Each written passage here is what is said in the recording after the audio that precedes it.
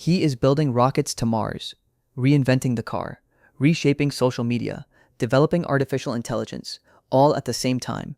Most people look at Elon Musk and see a genius, or a madman, or both. But psychologists look at him and see something completely different. They see a man driven not by ambition, but by something much deeper, much darker, and much more human than anyone realizes. Today we go inside the psychology of the richest mind on Earth. But before we go deeper, I want to ask you something honestly. Do you think Elon Musk is a genius, or is he something else entirely? Drop your answer in the comments right now. Genius, madman, both, or neither. I read every single comment personally, and the most interesting answer gets pinned at the top. Also, if you have ever felt like the people around you did not believe in your vision, this video was made for you. Hit the like button right now, because every like tells YouTube to show this video to someone who needs to hear it today. And if you are new here, DJOE Psychology breaks down the hidden psychology behind the most fascinating minds alive. Every single week, subscribe so you never miss one. Now, let us go back to Pretoria, South Africa, and meet the boy who started all of this. To understand Elon Musk, you have to go back to Pretoria, South Africa. A boy who was small, quiet, and obsessively smart in an environment that punished all three. He was relentlessly bullied, not just teased, physically attacked, thrown down a flight of stairs by a group of boys until he lost consciousness. He spent weeks in hospital, but the violence outside the home was matched by something equally damaging inside it. His father, Elon Musk, by Elon's own account, was psychologically cruel, critical, dismissive, impossible to satisfy. Elon has said publicly, he was such a terrible human being. Psychologists who study high achievers consistently find this pattern. The impossible father, the standard that can never be met, creates one of two outcomes. The child collapses under the weight, or the child decides, consciously or not, to become so undeniably successful that the criticism can never touch them again.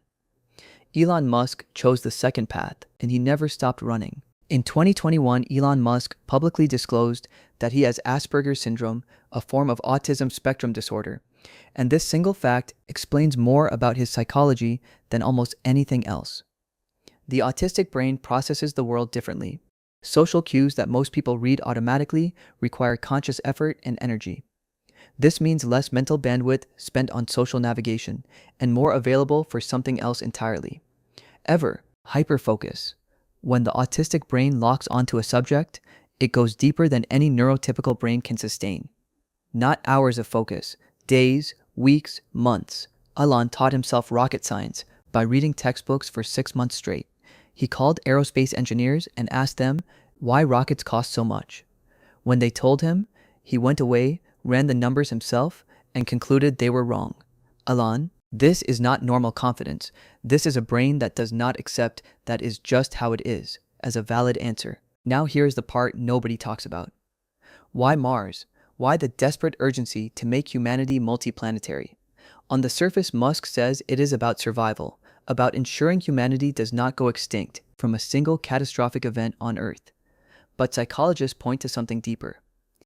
Elon Musk has spoken extensively about his fear of death, of meaninglessness, of consciousness simply ending. The Mars mission is not just engineering, it is an existential response to mortality. If humanity survives on multiple planets, consciousness itself survives, and in some psychological sense, so does he.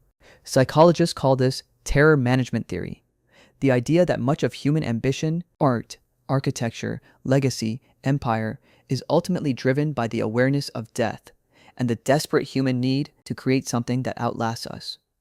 Elon Musk is not building rockets, he is building immortality. One of the most studied aspects of Musk's psychology is his relationship with chaos. Most leaders try to reduce uncertainty. Elon Musk appears to thrive in it. He sets impossible deadlines deliberately, not because he thinks they will be met, but because he knows that impossible pressure produces impossible results. His engineers call it Elon time. The timeline is always wrong, but the product always comes. Psychologists call this productive stress theory, a controlled level of extreme pressure that forces creative solutions that comfort would never produce. But there is a shadow side. The same chaos that produces rockets produces destroyed relationships, burned out employees, public meltdowns, impulsive decisions worth billions of dollars. The chaos engine does not have an off switch. Former Tesla and SpaceX employees describe working for Musk as simultaneously the most exciting and most traumatic experience of their professional lives. The same force that sends rockets to space sends people to therapy. There is a pattern that runs through every public conflict Elon Musk has ever had. The cave rescue expert he called a name on Twitter. The SEC he called the short seller enrichment commission. The analyst he dismissed on earnings calls. The journalist he openly mocks. Every single conflict begins the same way. Someone doubts him, and Musk cannot tolerate doubt. Psychologists connect this directly to the impossible father. The child who could never be believed, could never be good enough, could never satisfy the person whose approval mattered most. That child grew up, but the wound did not heal. It just got bigger resources. When Musk says he will put a man on Mars by 2026, and people laugh, he does not hear skepticism. He hears his father's voice. And he responds the same way he always has, by working harder, by proving them wrong, by refusing to stop. The doubters are not his enemies, they are his fuel. So what can we actually learn from studying the psychology of Elon Musk? Not how to be him, but what his mind reveals about human psychology. Lesson 1. Pain is not a disadvantage. The bullied boy who lost consciousness on a staircase became the man who builds spacecraft. The wound does not define the outcome. What you decide to do with the wound does. Lesson 2. Obsession is a tool, not a character flaw. Every person society calls a genius was first called obsessive. The difference between obsession and passion is whether the outcome justifies the sacrifice. Lesson 3. Your biggest fear is probably your biggest driver. Musk is terrified of human extinction, so he builds against it.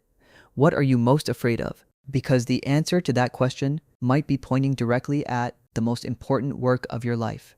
The psychology of great people is rarely pretty. It is rarely comfortable, but it is always honest, and it is always pointing somewhere that only that specific wound could have pointed them toward. Elon Musk is not a superhero. He is a traumatized child with an extraordinary brain and an unresolved need to prove that he is worth believing in. And somehow, in trying to prove that to a father who may never acknowledge it, he is accidentally trying to save humanity. If this video made you think differently about greatness, about pain, about ambition, share it with someone who needs to hear it. Subscribe to DJOE Psychology, Deep Think. New video every week. See you in the next one.